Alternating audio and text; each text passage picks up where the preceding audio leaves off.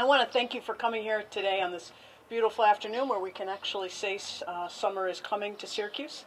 I'm joined here by Caitlin Wright, who is the Executive Director of our enormously successful land bank. As a lot of you know, this land bank is one of the most active land banks in New York State and has gotten tremendous awards, financial and otherwise, from different entities across the state and across the country because of the good work that the land bank has done. I'm standing here in front of 413 East Division Street. This property has been vacant since 2013, and prior to becoming vacant in 2013, there were 25 open code violations on this property, including 2 apartments that were declared unfit due to lack of heat and lack of water, respectively. And since being declared vacant, there have been calls to the police department for various property checks on this building. This is just one example of over hundreds of examples across the city.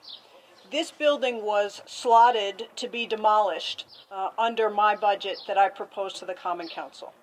The Common Council removed $1.5 million funding that I included, and as a consequence, this building, along with 50 others across the city, which you can see here, will no longer be slotted for demolition. And what that does is that prevents us from moving forward with neighborhoods. The #1 call we get in my office is about blighted properties. And with the land bank, we have been able to successfully put over 450 properties back into productive use and demolishing 175 properties since its inception. Before we had the land bank, we would not collect on back taxes. We would not seize property because we didn't want to have control over it and have the liability. With the land bank, we were able to work hand in glove with the land bank to actually start to move on these eyesores in neighborhoods to have real neighborhood revitalization. And we have done that. The land bank has allowed us to collect tens of millions of dollars in extra property taxes that we were not able to do before. We have been able to put property back on the tax rolls. We've been able to bring families and people back into homes and do that one lot at a time, and it has made a difference in neighborhoods. Because of the decision that the Common Council made on the budget, this building will not be demolished, and then we will not have the opportunity to go to the neighbors to sell the lot to help expand and continue to move forward. There are several people who have expressed an interest in this plot of land, who said that they want to do it to help their businesses and help the neighborhood move forward. You cannot move a city forward if you cannot get control of your abandoned properties. You cannot have a city thrive unless you have neighborhoods thrive. And time again, I have been throughout neighborhoods in the city where they have worried about the first house that goes vacant, and then the second house that goes vacant, and what are we doing to stop that before it becomes a street and then a neighborhood. And the answer that we have said we were going to do is put the land bank into operation, which we've done, and as a consequence, we have 450 properties that are back on the tax rolls. We have demolished 175 properties. We have gotten awards from the Attorney General's office and others because of the great work that our land bank has done. And with its budget, short-sighted budget vote, the council has put a stop to all of this progress. They have not only put into jeopardy these 50 properties that will no longer be taken down, they have stopped development in those neighborhoods. They have put at risk $5.5 million in back taxes that will add to our deficit, and they have put a real obstacle in front of the land bank in terms of their ability to go out and get more grant funding because of the lack of support. So I stand here today to say that if you lived in this neighborhood or around the street or across the city, and you saw that your elected officials were not voting to take down these eyesores that become magnets for criminal activity, become magnets to bring a neighborhood down, that you cannot have a city that thrives. So I'm asking neighbors and people across the city to contact their common councilors, with the exception of Helen Hudson, who voted to support the land bank, and tell them city needs vibrant neighborhoods, and vibrant neighborhoods happen with the help of the land bank. So with that, I'd be happy to entertain any questions that anybody has. By anybody, I mean you, Andrew. Pressure's on. Yeah. Explain the process a little more. How once the land bank acquires a property, then good things can happen. It can Absolutely. be taken down, it can go back on the tax rolls, other businesses can acquire that property? Explain. So let me explain the process before and after the land bank. So before the land bank, properties like this would go vacant, and the city, we wouldn't seize it because we didn't want the liability of this and we didn't know what to do with it. After the land bank, we would seize the property, and we said to property owners, if you don't pay your property taxes, we're going to seize your property. And because of that, we had a tremendous jump in our property tax collections because people said, oh yeah, the city's actually going to do something. We will then seize the property, transfer it to the land bank. The land bank does an analysis and assessment of where it is in the neighborhood and what can be done with it.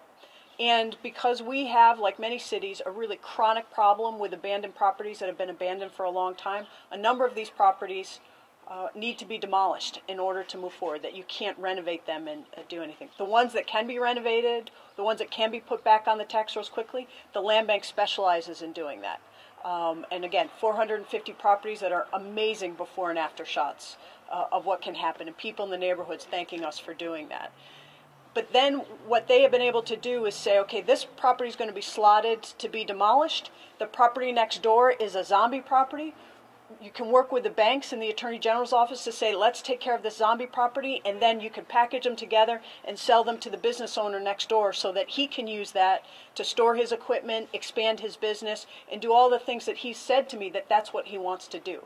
Now, what the Common Council has said is, well, we want to take that $1.5 million and put it towards the fund balance. Well, number one, by taking the $1.5 million, you have sacrificed $5.8 million that the land bank helps us use to collect property taxes. Because now people are going to say, well, the land bank, you don't have an entity to sell those properties to, so I'm not going to pay my property taxes. The second issue is when you have a fund balance that is the size of ours, and the city budget that is the size of ours, $1.5 million is less than 1% of our budget. $1.5 million will do nothing to help the city deliver more services effectively or better. $1.5 million is, 2 litigation awards. $1.5 million is a fraction of an arbitration award that could come down from an arbitrator. But $1.5 million will allow Caitlin and the land bank to demolish 60 properties in the neighborhood, to put properties back on the tax rolls, and then that will help and in fact jumpstarts the process of revitalization. It also helps the land bank and says when they go to apply for grants and other things that they have been very successful at, the first or second question that any application will ask is, what is the city doing to help you? Now they can't say that. And it also, so it jeopardizes the grants that they've been so successful at, it jeopardizes county funding, and it jeopardizes neighborhood revitalization just at the time that we're moving forward and being able to show real progress to people. All but one common councilor voted to defund the land bank. You're going to veto that, but it sounds like they might still succeed in their wishes. What can you do to, if it's not political, if the veto is going to be overridden, what can you do to... Well, I think the people of the city are going to ask people running for election in office, where were you on the land bank? Because I can tell you, having successfully run for office 4 times in the city, the number one question people ask me is, what are you doing about our neighborhoods? What are you doing about the housing? So you can't say that you're for stronger code enforcement. You can't say that you're for more police protection if you don't deal with these issues.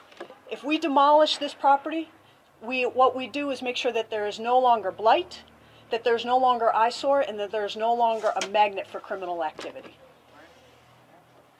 Sure. I'm just not the person. I worked at Church, I worked at Statue of Liberty. In the last year and a half, we have revitalized 57 of these houses in Southside Northside.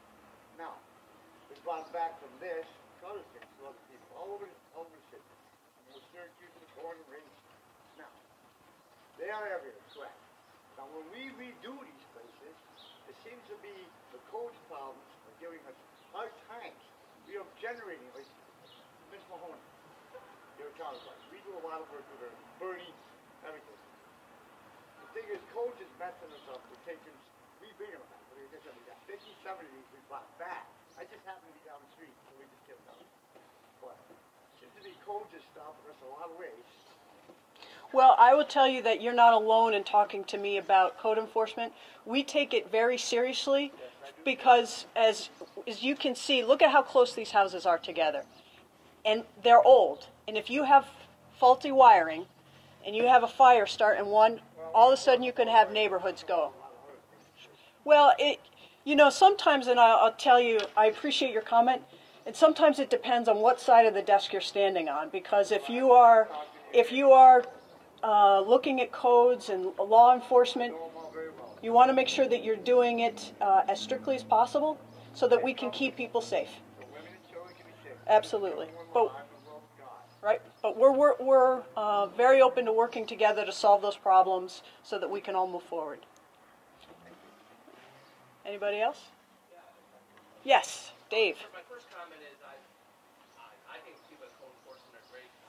We have a great relationship with them. I think they're very fair. I think they're good guys and ladies down there. So, but my question is, as far as the zombie properties, Beth was nice enough to explain to me what zombie property was. I didn't know. Is there anything that people could do to put pressure on a bank to give back the properties to help the neighborhood? So I'm going to give you the broader view, and then I'm going to ask Caitlin to give you the more specific view, the the executive director of the land bank. The broader view is, if we demolish this, and then we go to the bank and the property owner, and we say, you are standing in the way of us being able to sell this and revitalize this street by doing that, that's a lot of political pressure that we can put on to have something good happen. The legal pressure, we don't have a lot of, but we're working with the Attorney General's office. So let me have Caitlin talk about that. Yeah, this is one of hundreds of zombie properties all over the city. The land bank has about 500 structures in our inventory, but then there are others that we can't control because the banks are paying the property taxes and the city can't foreclose. And so the mayor's exactly right that political pressure seems to be the best way to get the banks to do something with these. They're reluctant to sell them for less than they think they're worth, but oftentimes they're demolition candidates. And we've been able to get a lot of banks to donate demolition candidates to us that we can then demolish and make way for new development. And so working with the State Attorney General's office and calling your elected officials to get them to call the banks seems to be the most effective strategy. And I can tell you that if you were to call the common councilors, or if you were to talk to the press here and say that you're ready to expand your business this way, expanding the business would revitalize not just the street, but this entire neighborhood and help bring a thriving business the kind of assets that he needs. But again, it's just incredibly short-sighted by the Common Council to do this. All right. Thank you, everybody.